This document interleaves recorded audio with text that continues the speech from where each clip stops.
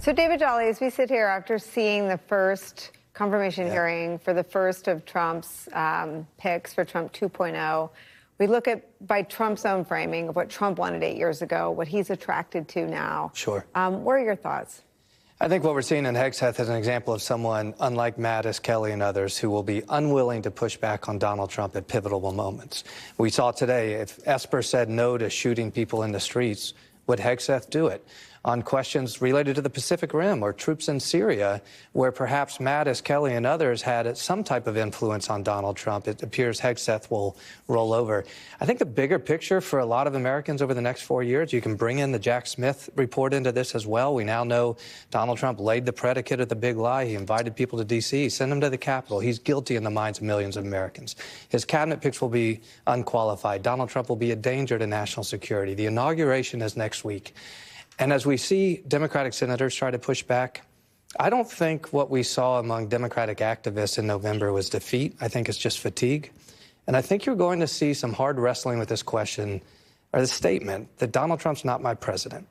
And I know that conjures up some hard patriotic questions, and I don't mean to do that. But what I mean by that is Donald Trump is somebody who broke his oath to us. Why should he expect our oath to be given to him? When we have seen his willingness to break the Constitution, to try to conspire to defraud the American people, to cheat and to pervert the American spirit and American ideals. We're seeing this in the Jack Smith report today in writing. We're seeing this in the United States Senate today. There will be millions, tens of millions of Americans next week on Inauguration Day that say, that's not my president. And I think that's a hard conversation to have, but an important one for the next 4 years.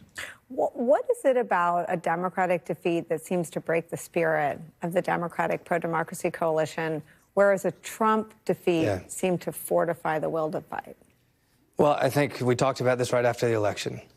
Millions of Democratic activists and those who have opposed Trump know that winning doesn't mean he's right. And so you know when you're lost that you're still right. But it puts you in the desert a little bit. Winning is unifying. If Democrats had won, they'd be unified right now. Perhaps they're not. That's okay. There's a rebuild process. Republicans have unified around the wrong leader and a dangerous leader. And those who lost the election haven't lost the fight. And they know that their job for the next 4 years is to call out this leader as being wrong for the direction of the country, wrong for the Constitution, wrong for the American ideals and the American spirit. This notion of Donald Trump not being your president 8 years ago sounded unpatriotic, but I don't think it sounds unpatriotic next week for a lot of people. We'll continue to call on all of you. Claire McCaskill, David Jolly, Paul Rieckhoff, thank you for spending the hour with us. Up next, we'll have much more on Special Counsel Jack Smith's report. Retired D.C. officer Michael Fanone is our guest. Next on what Jack Smith calls Donald Trump